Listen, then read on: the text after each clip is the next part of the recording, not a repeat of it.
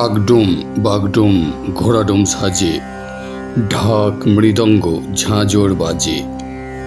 শিশুপাঠ্য এই ছড়াটি আমরা প্রায় সকলেই পড়েছি, কিন্তু জানেন কি নিছক এই মজার ছড়াটির পিছনে রয়েছে প্রাচীনকালের বাঙালির বিস্মৃত বীরত্বের স্মারক। আজ্ঞে হ্যাঁ, ইতিহাস গবেষকদের মতে প্রাচীনকালে বাংলায় রাজরাজাদের যুদ্ধযাত্রার অগ্রণী সৈন্য ছিল ডোম যোদ্ধারা। যুদ্ধের শোভাযাত্রার সবার আগে আগডুম, দুই পাশে পদাতিক বাগডুম এবং অশ্বারোহী ঘোড়াডুম ডোম সৈন্যরা থাকত। ঢাক মৃদঙ্গ ঝাঁঝর প্রভৃতি বাদ্যের সঙ্গে পা মিলিয়ে সৈন্যেরা পথ দিয়ে এগিয়ে যেত। মধ্যযুগে রচিত ধর্মমঙ্গল কাব্যে, হ্যাঁ, যে মঙ্গল কাব্য অনুসরণ করে আমাদের ধর্মরাজ পুজো হয়, সেই ধর্মমঙ্গল কাব্যের লাউ সেন ও ইচাই ঘোষের মধ্যে সংঘটিত যুদ্ধে রাঢ় বাংলার ব্যাগদি ও ডোম সৈন্যদের সাহসিকতার কথা ধরা আছে। এক সময় এই ডোম সেনারাই বাংলার পশ্চিম সীমান্তের অতন্দ্র প্রহরী ছিল।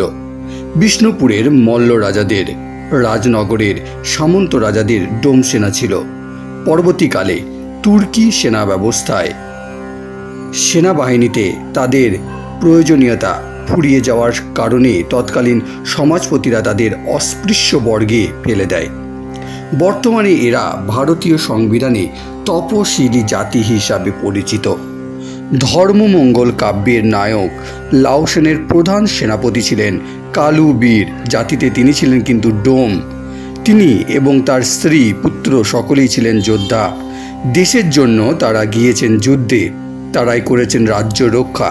বাঁকুড়া ও মেদিনীপুরের অনেক স্থানে কালু বীরের প্রস্তর নির্মিত মূর্তি দেখা যায়।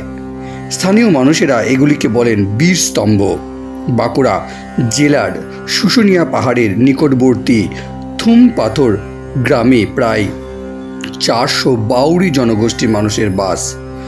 শুশুনিয়া অঞ্চলের এই তপশিলি অধ্যুষিত গ্রামে একটিও বিদ্যালয় নেই, পানীয় জলের ব্যবস্থা নেই, শুধুমাত্র আছে অসহনীয় অভাব এবং কয়েকটি প্রাচীন পুরাতন সম্পদ।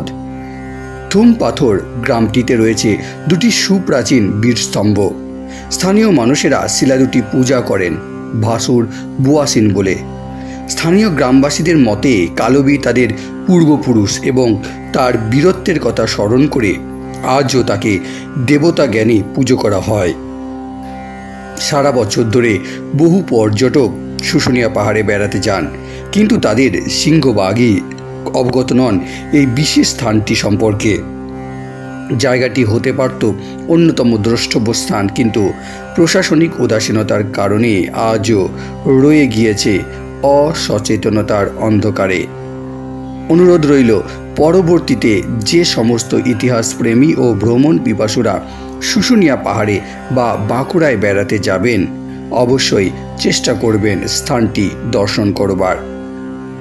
আপনি নিশ্চয়ই মুগ্ধ হবেন সেই প্রাচীন বিস্মৃত বীরের বীরত্বের কথা স্মরণ করে।